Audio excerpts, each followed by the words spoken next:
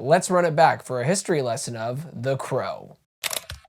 People once believed that when someone dies, a crow carries their soul. This project began in December 2008 and soon entered a prolonged cycle of rewrites and directorial changes. Over 7 years, the film saw numerous directors come and go, each unable to commit long term. During this period, actors such as Bradley Cooper, James McAvoy, Mark Wahlberg, Tom Hiddleston, Channing Tatum, Ryan Gosling, Jack O'Connell, Nicholas Hoult, Luke Evans, Jack Huston, and Jason Momoa were all considered for the lead role, Eric. Now, some of them were rumors, but their names still deserve to be on this list because that's how big this project became from 2008 to 2024. Now, what was the reason for all of this?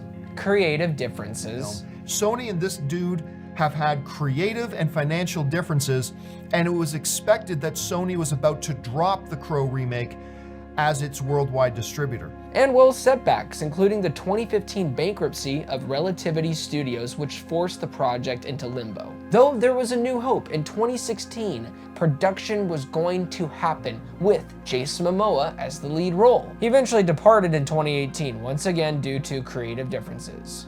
It's off again. The Crow remake grounded again. Jason Momoa and director Corin Hardy have left the project. After 16 years of turmoil marked by financial struggles and artistic clashes, we must ask, was all that effort worth the final product? No.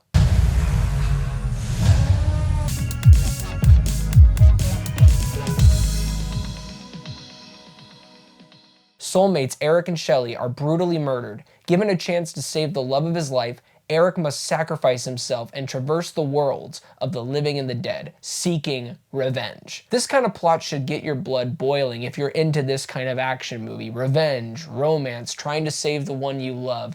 I think it's something that actually can be successful if executed right. That's the thing. Right.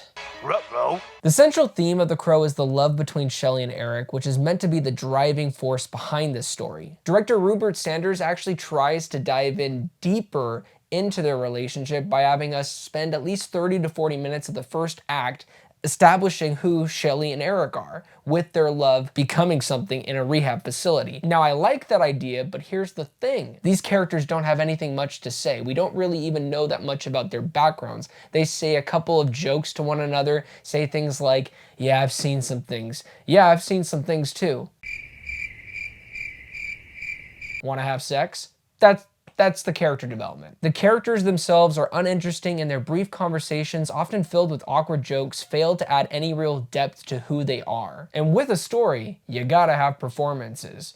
FKA Twigs, I feel like I have to start with hers because she cannot act. I know that she is known for being a singer, and now being a singer turned actress. I don't know of any other films that she's been in, so as far as, you know what?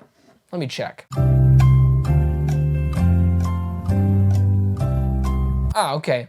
She was in Honey Boy as Shy Girl. Now, I'm assuming that role was not pivotal, so I'm gonna say this was her first film. Every line that comes out of her mouth feels flat, and it's hard to really dive into their love story and their romance between Eric and Shelly when one of the main leads of the film comes across as hollow and dull. Danny Huston, who plays the villain, continues his streak of being involved in films that range from mediocre to terrible, and I'm just convinced that whenever I see this man in a movie now, it's just not gonna be good. His character, a dull businessman with odd powers, falls short of being a truly menacing villain. As for Bill Skarsgård, who I believe is a fantastic actor and can do a lot with his face and his voice, though I say that his portrayal of Eric Draven lacks the necessary gravitas. Much of this sadly just comes down to his voice. I do not buy into him playing this character Eric. It's surprising given how effectively Skarsgård portrayed Pennywise. Here he sounds like a teenage boy going through puberty while holding a knife trying to kill somebody. When I will talk about this more in the third act, that's where it can become a little more convincing because of the blood and the violence being portrayed for us.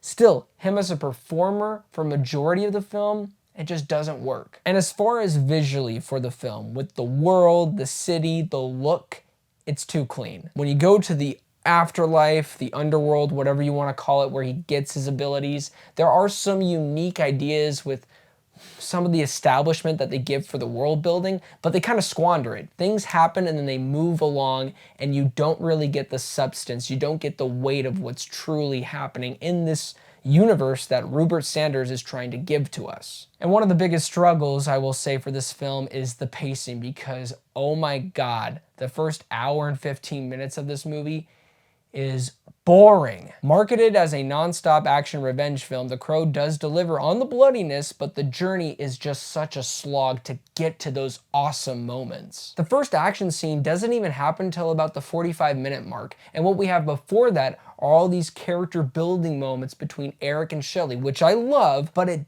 does not work when your two performers feel a little awkward, especially Shelly, FKA Twigs. The film lacks energy. Instead of feeling Eric's rage and desire for revenge, we're just left waiting for the credits to roll. Now, the action is not all that bad. If you've seen the trailer, and I will admit, I actually enjoyed the trailer, the sequence in specific that I found to be quite enjoyable is the opera scene, even though I have one issue with it. How in the world did they not hear any of this?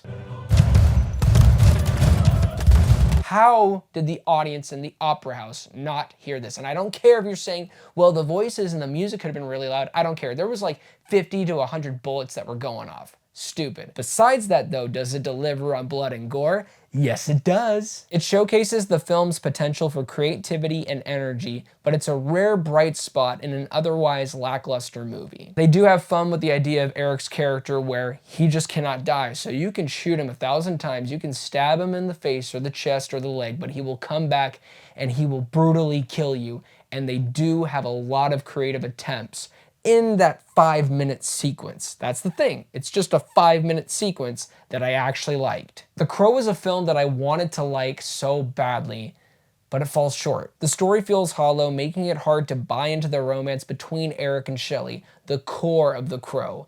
If I'm not buying their romance, I'm not buying this movie. The action, while bloody, takes too long to get going, and by the time it does, it's hard to care. In the end, the film is simply too dull to leave a lasting impression. 3 out of 10. Well, thank you guys so much for watching this review. It really means a lot. Please let me know, what are your thoughts on The Crow? Did you love it? Did you hate it? Do you think, Joseph, you're crazy? This was actually a very well thought out film with great character development, great action, suspense, loved the ending. You serious? Don't forget to like and subscribe, and most importantly, don't forget to be blessed.